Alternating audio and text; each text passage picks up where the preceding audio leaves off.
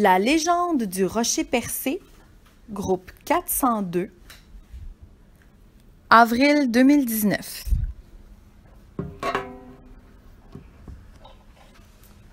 Blanche de Beaumont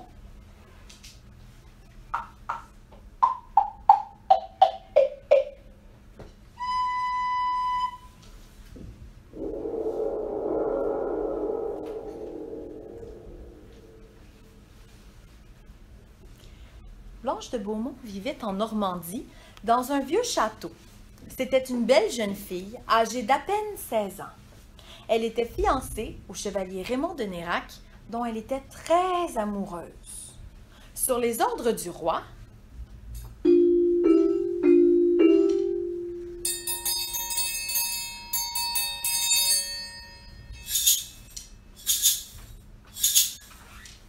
le chevalier de Nérac dut se rendre en Nouvelle-France.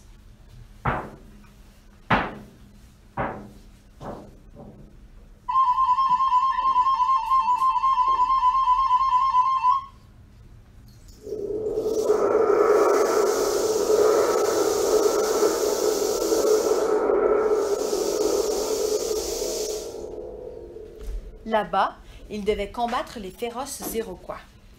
Adieu la douce vie en France, les plaisirs de la cour et la belle et adorable fiancée de Normandie.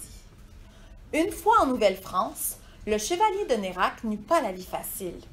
Il dut combattre les Iroquois et affronter nos durs hivers tout en commandant des hommes qui n'étaient guère obéissants.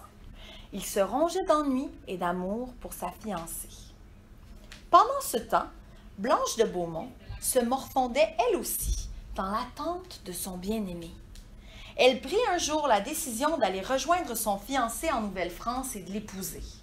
Blanche de Beaumont s'embarqua donc pour la Nouvelle-France avec son frère, que le roi avait prié de faire du service dans sa colonie.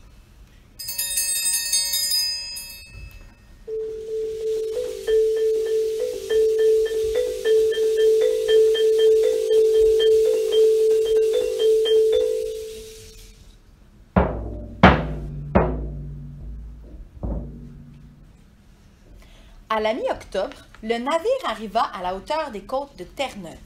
Soudain, la vigie annonça un navire à bâbord et on eut tôt fait de reconnaître un vaisseau pirate.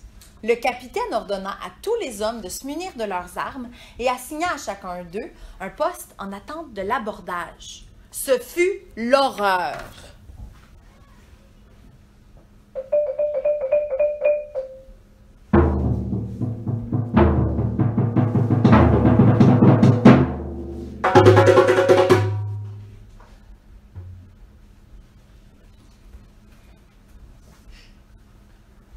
Les Français offrirent une résistance farouche, mais les pirates, plus nombreux et mieux armés, s'emparèrent du navire et de son contenu.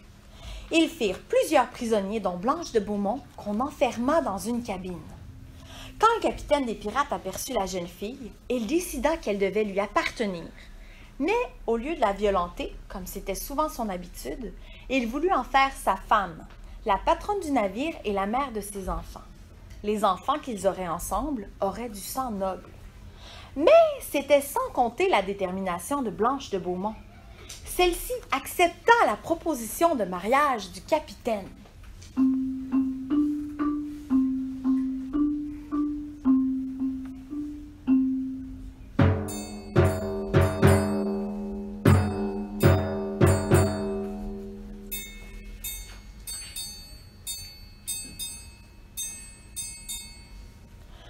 Mais au moment de la célébration, alors qu'on s'y en attendait le moins, elle se retourna, se mit à courir et se jeta à l'eau avant que personne n'ait pu intervenir. Elle disparut dans les profondeurs de la mer.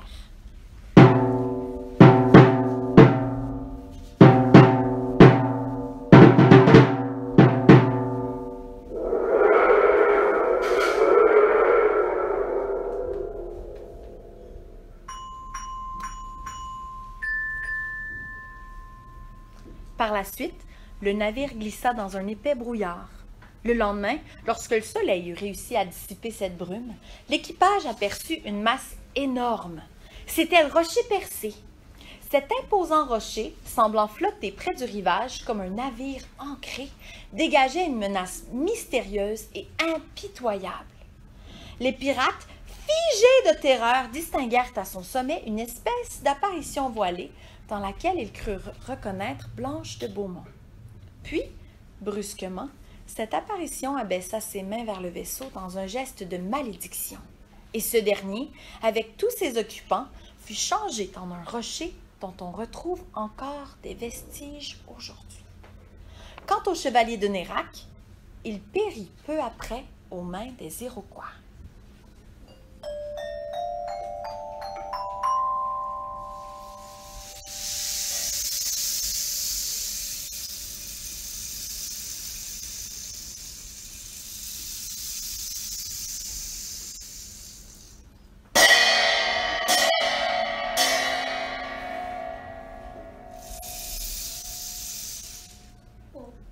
Il paraît qu'à certains moments, lorsque le rocher percé est enveloppé de brouillard, on croit parfois entrevoir Blanche de Beaumont à la recherche de son amour perdu.